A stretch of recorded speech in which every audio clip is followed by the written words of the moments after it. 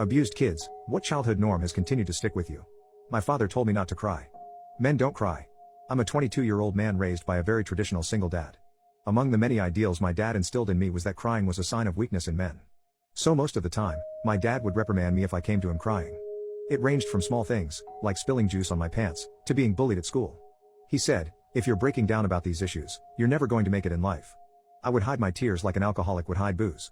Eventually, I grew up to be the strong silent type in school and in adulthood. If being emotional meant hurting myself or someone else, it seemed better to just not show them at all. Fast forward a few years.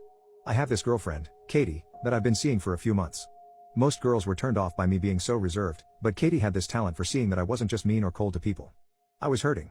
She treated me like a decent human, so I did my best to be a gentleman to her while still staying reserved.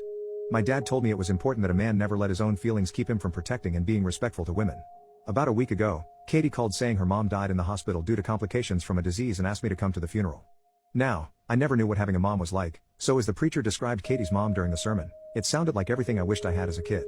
Someone who was gentle and nurturing. Someone who'd understand my feelings rather than criticize them. Someone who'd let me cry on their shoulder like I'd done for Katie many times. It was overpowering. I felt the tears coming in, and Katie looked at me in surprise. By force of habit, I didn't dare let myself cry. I took a deep breath, swallowed the lump in my throat, and just gave Katie another hug. After the service, I drove Katie home. It was pretty quiet until, out of nowhere, she went off on me. She said I cared more about looking like a macho man who didn't cry than letting her know how I felt. She said things like, I'm sorry your dad is stuck in the Stone Age and I've opened up to you so much, but you never do the same for me. I didn't answer until she said, is your male ego really that fragile? I pleaded with her and said enough and please stop. But she wouldn't.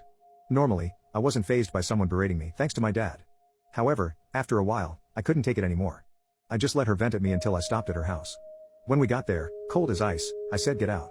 She seemed to get the hint that I was pissed and ran into her apartment like a scared child. Now, I wasn't sure if what I did was right anymore. It had become a habit of mine to avoid showing vulnerability. But when I dropped her off, I started to wonder if Katie had a point about having a male ego.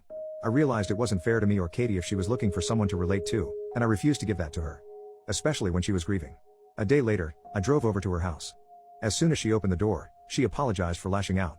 She admitted to acting out of grief, not out of spite or a need to control me. The situation turned into one of the most profound moments of my life. As we were making amends, Katie gave me a copy of her mom's funeral on video. We both watched it together. This time, I found the courage to cry for the first time in 7.5 years.